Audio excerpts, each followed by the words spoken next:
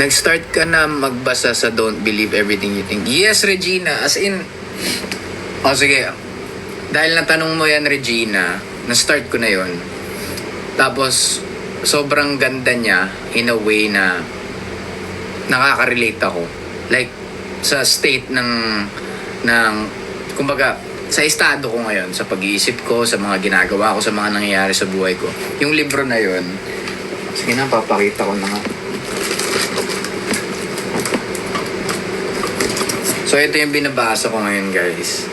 Don't believe everything you think. Ang sinasabi niya lang dito, uy, hala, bookmark ko yun. Nasaan na ba ako? Laglag. Dali lang ah.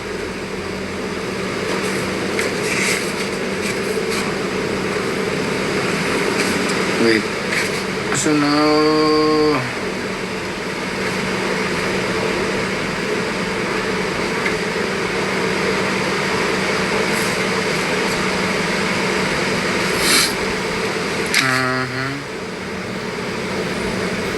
Ay, dito.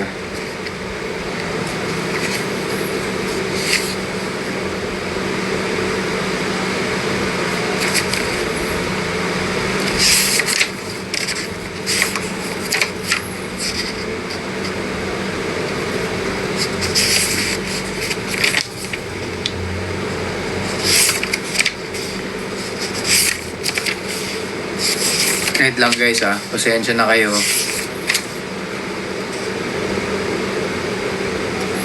Sorry. Ayan. So ito, nagbabalik ako. Itong book na to, ang sinasabi lang nito. Kumbaga hindi ko ba siya masasummarize kasi hindi ko pa siya tapos. Pero based sa mga nabasa ko, ang mga sinasabi niya, minsan kasi sige, ganito na lang. Thoughts tsaka thinking. Magkaiba yun. Kumbaga ang thinking, yan yung ginagamit natin kapag may iniisip tayong plano. Ganyan, like, ganito, sa ganitong oras, ganito gagawin ko, sa ganitong oras, maggaganto na lang ako. Tapos, yun yung thinking. Yung thoughts natin, habang ginagawa natin yung isang bagay. Like, kunwari, nag-journal na tayo kasi iniisip natin, mag-journal ako ng ganitong oras. So, habang nag-journal tayo, yun na yung thoughts natin. So, minsan kasi, yung thinking natin is the root cause of our suffering. So, yung lahat ng mga iniisip natin, it's all psychological. Kumbaga, yung thinking natin minsan, yung sumisira sa atin. So, huwag tayo masyado mag-isip. Like, kumbaga, ma-achieve natin yung true peace, true clarity, kapag hindi tayo nag-isip. Kumbaga, hindi naman niya sinasabi na magpakamangmang lang tayo. Pero, meron kasi siyang sinasabi na kung may idea kayo sa flow, state of flow, ganyan. Kunyari, may ginagawa kayong isang bagay, tapos pang hindi nyo namamalayan na lumilipas na pala yung oras, ganyan. Tapos, basta, ganon. Hindi ko na lalaliman pa yung explanation. Like, parang ang bilis ng oras, ganyan, parang, gantong oras na pala, isang oras na pala nakalipas. Yun yung state of flow. Yun yung point na nasa flow tayo. So, yun yung mas pinopromote niya doon. Like, wag tayong mag-isip, mas i-promote natin yung thoughts natin. Kasi yung thoughts natin yung gumagana kapag nasa flow tayo. Sana nagigits nyo. So, yun pala yung nababasa ko. Tapos may mga quotes dito. Every chapter, meron siyang quotes. Bibigyan ko kayo ng isa. Ito. Hindi ko ma-explain masyado to.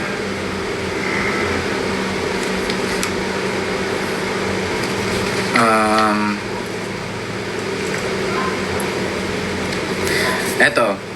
Nakalagay dito sa chapter 8. How can we possibly thrive in the world without thinking?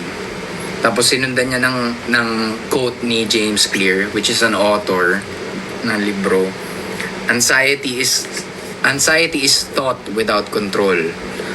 Flow is control without thought. Sana gets niyo yun. So, ayun, parang minsan kasi kakaisip natin ng kakaisip, kaka-thinking natin, kaka-rational natin. Nagkakaroon na tayo, na-anxiety na tayo kasi yung utak natin, guys, sobrang galing niyan mag-isip ng mga threats. Like, mag-isip ng mga scenarios na masakit, scenarios na masasaktan tayo, ganyan. So, yung thinking natin minsan yung sumisira sa diskarte natin. So, mas i-promote natin yung thoughts natin, like, basta hindi ko pa siya ma-explain ng buo kasi hindi ko pa buo yung libro eh. So, ayun. Yeah. Ganda ng pagkasulat ni Joseph Nguyen sa book na yan. Hindi ko feel na gaslight. Natapos mo na, Regina. So, yun. Basta yan. Hi, Princess Margat. Hi, Buyoy Nida. Sam kayo lang ni Patrick, di naman sin sa akin ng Ayala Malls Feliz. Pasensya ka na, Royal Realm. Napakadami lang tao nun. Pasensyahan mo na kung di ka namin napansin. Hi, John Marie. Maxine, hello. What's your favorite book? Atomic Habits pa rin. Kahit paulit-ulit ko sabihin. But I hope you find a glimpse of peace and clarity as I did sa book na yan. Yes, Regina. Yes. And I'm sure na makakahanap ako ng peace at clarity. Kasi una pa lang, siguro kalahati pa lang ng... Ayan guys, so kung makikita nyo kung nasan yung bookmark ko. Kalahati pa lang ako. So pag natapos ko yan, may explain ko yan ng maayos sa inyo. Perfume Reco bro.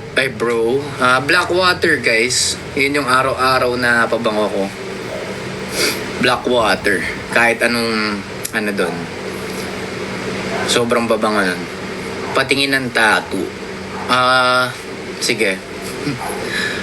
Sam, I miss you. Thank you, nag-live ka. Tanggal pagod. You're welcome, Chelid. Namiss ko rin mag-live. Hi, Korean name. Pwede ba sa girls yung Blackwater? Oo naman. Meron silang for women. Kaya check nyo yan, guys. Kumbaga, i-hoard nyo na yung Blackwater kasi yun lang ginagamit naming vision. Magkano yung book, kuya? 100 pesos lang ata to sa Shopee. Ay. Okay pala yun. Nako. Huwag mo ko i-flag TikTok. Oh, nar. Basta yun. 100 pesos lang to, guys. Let's play Pogs and Text. Thank you, Kebs. Hi, call me Mels. Punta kayo dito ng Bacolod sa Mascara. Oo naman, sana. Book nyo naman kami. Tesya ko na. Get well soon, Darin. Ang cute ng piercing mo sa upper ear. Saan po nabibili yan? Saan? Ito? Saan lang yan, guys? Sa mall. Thank you sa mga nag-gift. Get well soon, Lourdes. Thank you, honey. Where is Alonso? Alonso is somewhere far.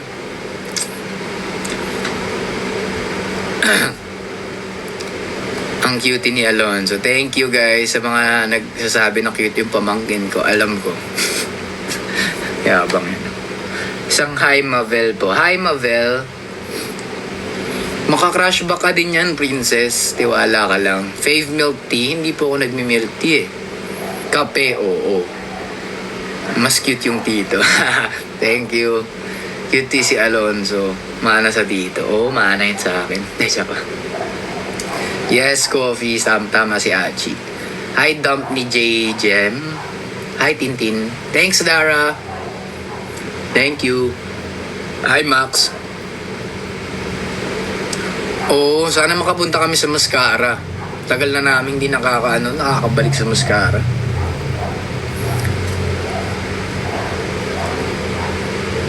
Oh, book na kayo. Thank you, Makyu. Parang ang pangit sabihin ng pangalan niya. Makyu, thank you. Vision sa FEUN. Oo nga. Taga dun pa naman dati yung manager namin na si Miss Tin. Doon siya nag-aaral. Suggest ng name para sa aso, Skylar. Dating ko yan, pangalan ng aso ko yan, Skylar. Chow ko. Namiss kita, solid, men. Oh, men. Namiss ko din mag-live, men. Skylar, yeah. Hi, Christine. Para sa anak ko. Suggest ng name para sa anak ko. John. Skincare do you use? Ang facial wash ko po is black water. Yung iba gatekeep ko yun. Ilabas mo si Alonzo. Hindi siya pwede mag-ano kasi sa live, guys, eh.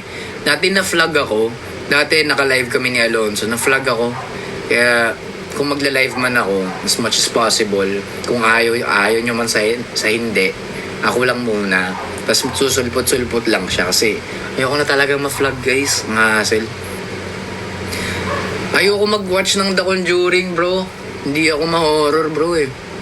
This is Miggy again. Hi, Miggy. Yan po ipangalan ko sa aso ko. Sige Skylar Hi daw Kuya Sam, sabi ni Kay. Hi Kay. Nagsiskincare ka ba, Sam? Opo. Black water po. Sige Regina. BRB daw si Regina. Baka mag-ano siya. Cash in. Joke lang. Hawag mo si Kuya Yani. Sino naman si Kuya Yani? Hi Salds. Thank you Jillian Sir Rosa. Tagalog na pala ngayon. Diba dati, thank you for the rose, thank you for the rose. May bas-bas ako kay Sam sa black water. Oh, yun. Guys, paabuti natin to ng 100k likes. Keep on duting that heart, bro. Oy!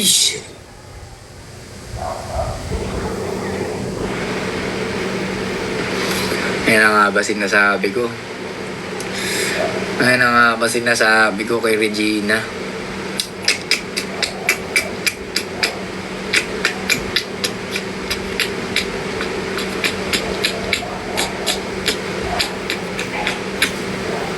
Nag-cash in nga lang talaga siya. Nagdilang anghel tayo, guys. Thank you, Lord.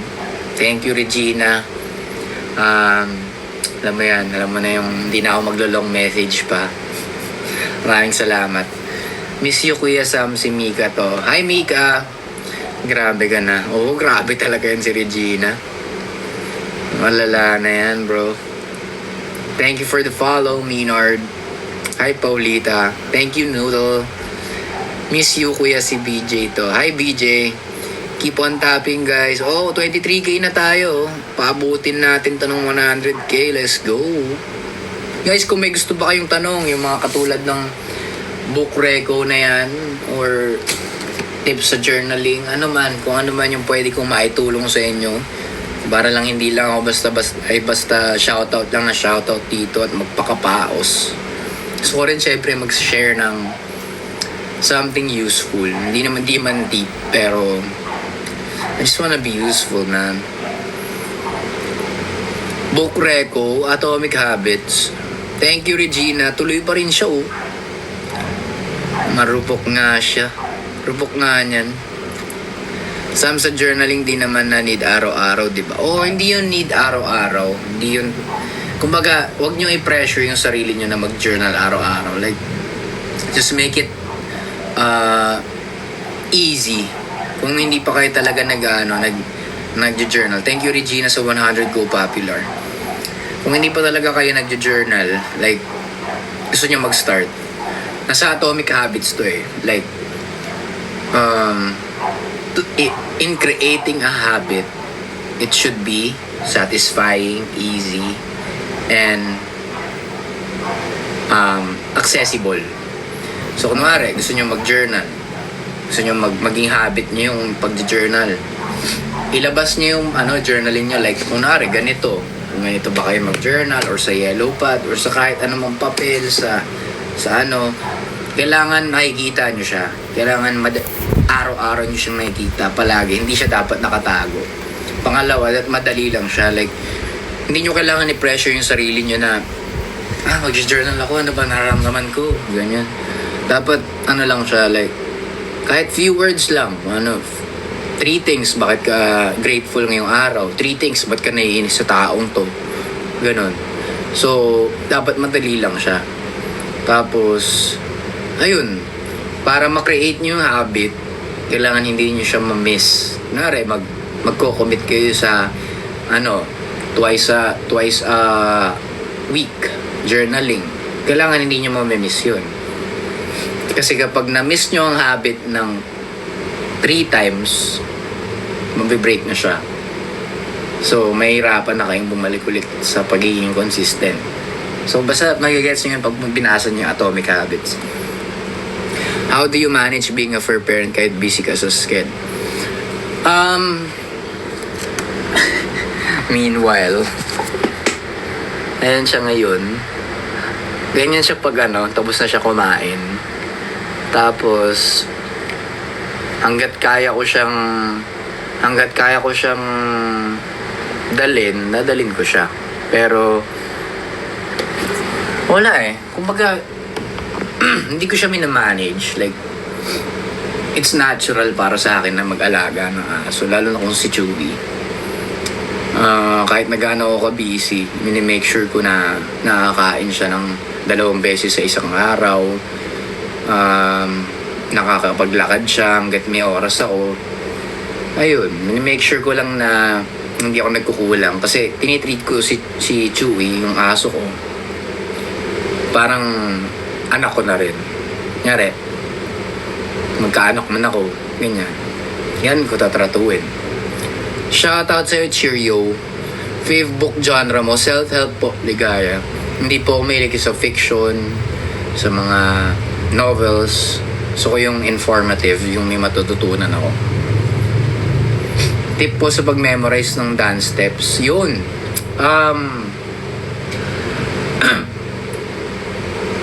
Ako, pag nagme-memorize ako ng choreography, nakaupo muna ako.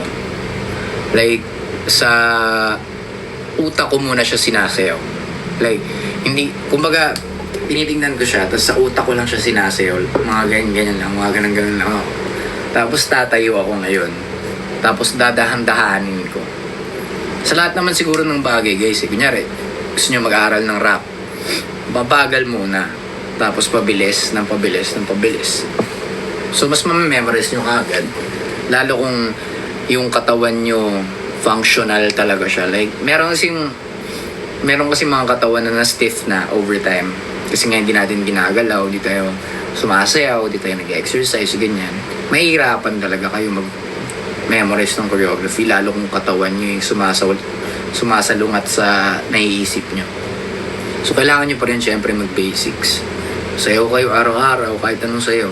Para lang mag-coordinate yung mga kamay nyo, yung oppositions and stuff.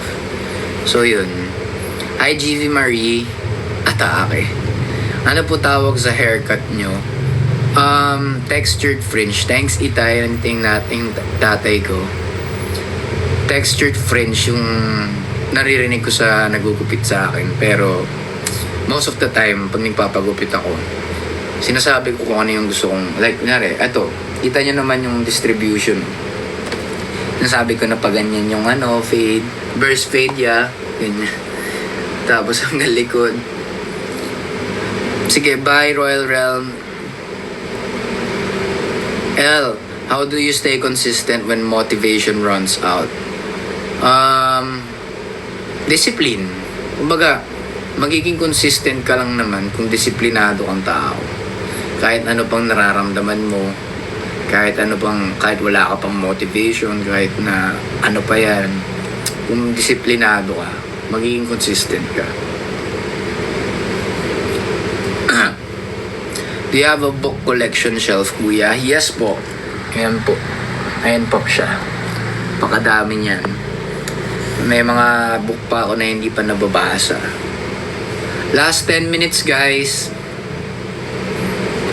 Kailan kayo babalik sa SM Bacoor? Sana soon. Yung SM Bacoor na yan yung core memory namin sa Vision. Kasi yun yung ating pinakamadami naming crowd na na-experience sa mall show. Sabi nga nila, wag mo ibibase sa motivation ng gawa mo, but build habits kasi pag motivation nawawala. True. Habits are more important than motivation. Kasi, guys, ang motivation, it's all psychological, guys. Hindi nyo kailangan ng motivation. Kasi, wag nyo nang antayin, sampalin kayo ng buhay. Kasi may mga tao na naghihintay na inspiration, motivation, ganyan. Pero sasampalin at sasampalin kayo ng life. Bibigyan kayo ng mga pangyayari sa buhay para magising kayo. Huwag nyo nang antayin yun. Kaya hanggat kaya nyo, maging consistent kayo, maging disiplinado kayo in small ways. Uy! Thank you, honey, sa Galaxy. Thank you. Fave song mo, Sam? Ang fave song ko ay patapim. Patapim, patapim. Bicep flex. So sige ba? Basta may magleleon ulit. Sige ba? Bicep flex ko yan. Mabait po ba kayo? Hindi po. Hindi po, ate. Patatata, I miss you. Book Reco, Midnight Library, Fiction and Self-Help. Okay. Punta na kayo Bulacan. Sige ba? I hope we can see your book collection someday and still. Ay, yung book talk nga, no? Oo. Pero, as of now, ang naiisip ko sa book talk na yan, sa live ko na lang siya gawin. Like, mag-share ako ng insights sa mga book na nabasa ko. Sa live na lang. Para at least, hindi ako puro shoutout, hindi ako puro abang ng gift. Meron din akong mga ginagawa to be useful. Di ba? Pati ba naman ikaw na addict sa brain? Ikaw ba naman makarinig ng brain rot araw-araw tapos papanood sa'yo ng pamangkin mo paulit-ulit hanggat sa matawa ka. Kailangan matawa ka kasi pag hindi ka natawa, ma-hurt siya. Yan, words of wisdom 101. Dati ko po ginagawa yan, guys. Pero dati kasi sobrang lalim ko eh. Medyo nakakaano lang. Kung dati, to be honest, pinanood ko yung mga live ko dati sa other apps pa. Parang, oo, okay naman yung sinasabi ko kung ako lang yung kausap ko. Like, kausap ko yung sarili ko. Pero boring eh. Kasi sobrang lalim. Why not do podcast then do book talk? Isa-isa lang. Chill bro. Isa-isa lang. Book talk muna bago yung podcast. Yung podcast, it's something na I should plan. Kasi kung magpo-podcast ako, dapat yung mga sinasabi ko dun, basta ayaw ko na muna isipin kasi wala pa siya sa plan. Balik na po kayo sa Magic. Yes, of course, Von. Hello, Jade. Newbie here. Newbie. Si Liz. Excited sa book talk mo ha. Mag-Goodreads ka na rin. Oo, sige. Gusto nyo mag-Goodreads na ako ngayon eh. Teka, kukunin ko yung isa kong book na sobrang dami kong natutunan. Teka.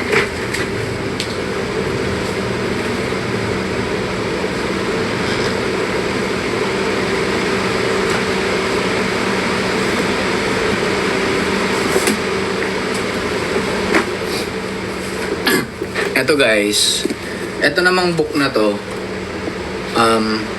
21 Irrefutable Laws of Leadership by John Maxwell. Favorite author ko siya for the longest time, si John Maxwell. Kasi halos 4 or 3 books yung binasa ko na John Maxwell. So, share ko lang sa inyo yung isang irrefutable law na nagamit ko talaga in leading myself. Kasi kung gusto nyong mag-lead ng tao, gusto nyong mag-lead ng grupo, i-lead nyo muna yung sarili nyo. Please lang. Kasi hindi nyo pwedeng gawin na mamanduhan mo yung mga taong yan. Magsasabi ka ng mga dapat nilang gawin kung ikaw mismo sa sarili mo, hindi mo alam yung gagawin mo.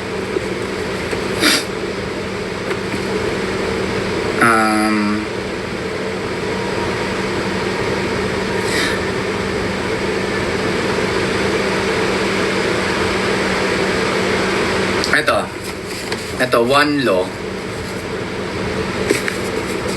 Law of addition yan, guys. Ang ibig sabihin yan, yung mga leaders dapat nag-add ng value by serving others. Kumbaga, leader ka, oo. Ikaw yung madalas na in charge. Pero, hindi ka dapat yung tipo na wala ka namang inaambag. Alam mo yun, like, mando ka lang ng mando, ganito, ganyan. Siyempre, tumulong ka din.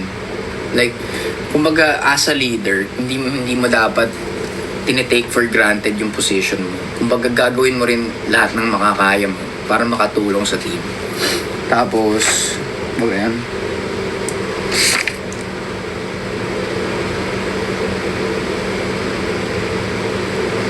Yan.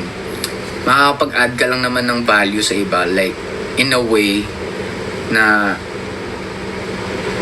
kunwari, sa isang meeting, ganyan.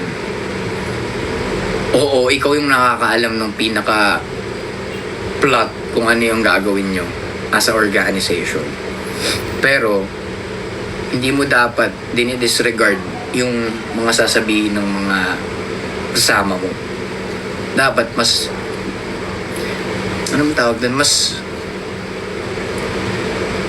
ini-encourage mo sila magsalita at mas pinipraise mo sila for speaking their minds para magtuloy-tuloy siya. Yan. Yun lang muna. Masyado na ako nagiging malalim. Ginagawa kong simple as possible eh. Last 2 minutes pala guys.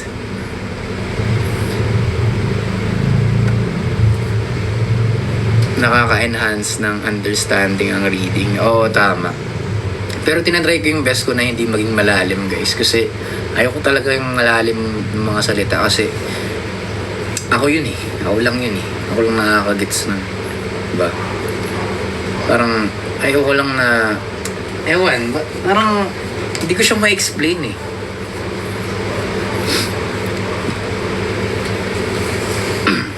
Anong book yun, Sam? 21 Irrefutable Laws of Leadership. Meron pa yan, The Law of the Lid. Yung Finding the Potential of the Others. Yun.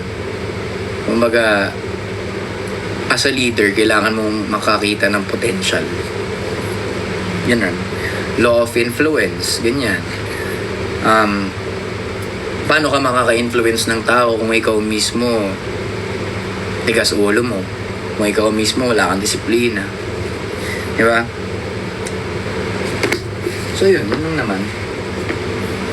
Binasa ko tong book na to siguro mga 2 months. Pinalik-balikan ko lahat ng points bago ko siya nilet go.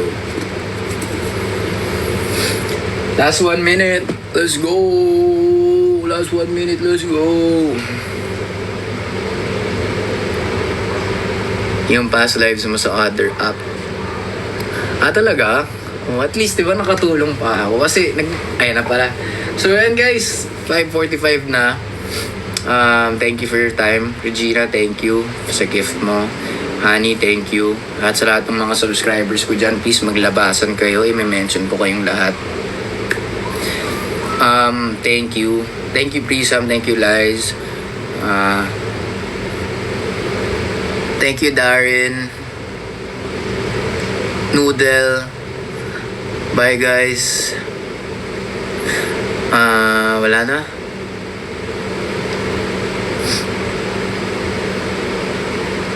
Okay. Bye, guys. Thank you. Regina, thank you. Bye-bye. Thank you for your time. Dara, thank you sa gifts. Jaja, thank you.